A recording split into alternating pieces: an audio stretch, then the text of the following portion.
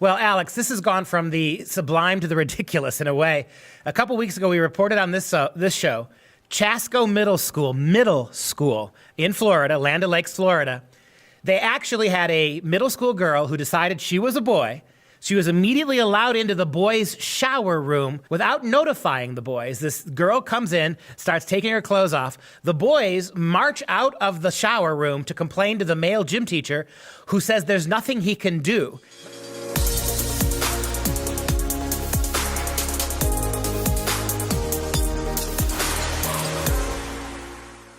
Is the male gym teacher not able to prevent this?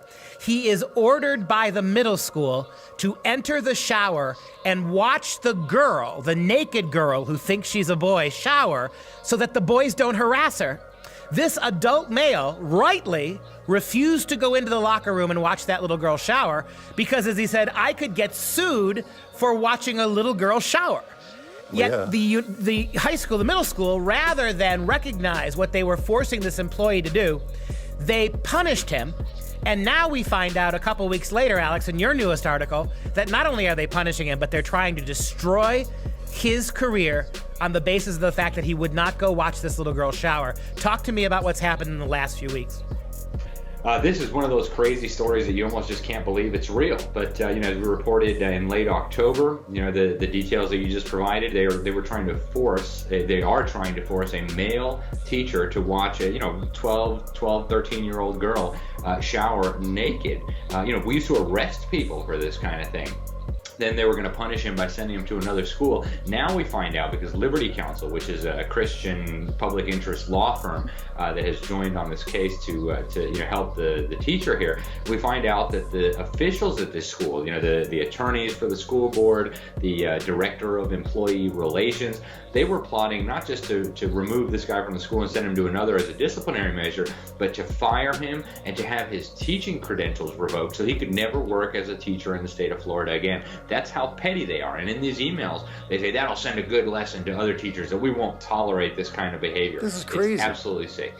Well, it's almost like something out of a Scorsese mob movie, the way they pulled this teacher aside, one of the lawyers, and threatened him. If you keep fighting us on this, we're going to pull, we may destroy your career. We may take your teaching credential. You may never teach again. The kind of backhanded way they tried to bully this teacher, how they tried to force him to capitulate to this. Thank God he stands his ground. And thank God for Liberty, who has gotten these public requests to get these emails out there. When you read these emails amongst these administrators, they're not the least bit concerned about the boys who were traumatized, about the girl who has got obviously gender dysphoria, not about the adult male teacher who was ordered to watch a little girl shower in the name of progressive values.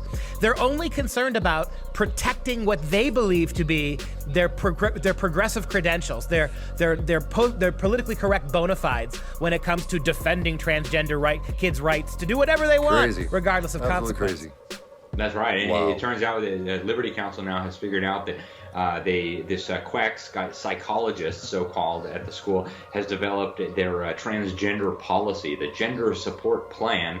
And, this psychologist is being incredibly shady. Doesn't want to share what books they're loaning out to the students behind parents' back. They've got these policies that basically show clear intent with malice to deprive parents, to trample on parental rights. They want to do these things without informing parents. The guidelines specifically say that nobody should talk to parents about what their children are doing at school. They're dressing as the opposite gender or whatever the case may be. So now Liberty Counsel is saying you need to get rid of this quackery and you need to go back to common sense where you use biological reality to define who uses what bathroom and so on.